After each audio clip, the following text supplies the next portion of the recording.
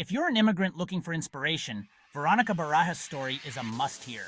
Veronica, a single mom from Mexico, came to the US for a better life for her kids. She didn't speak English well and didn't have much schooling, but she was determined. She started as a housekeeper, but she saw more than just dirty floors. She saw a chance to build trust and make friends. I knew I had to start somewhere, even if it was with just a mop and cleaning supplies. She worked very hard and earned her clients' trust by paying attention to details.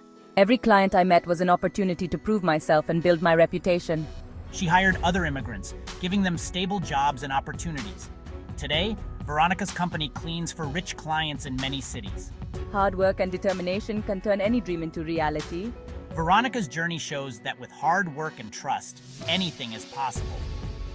#motivation, #dream big, #success. Please write in the comments what you learned about success from Veronica. Also like and subscribe if you want more videos.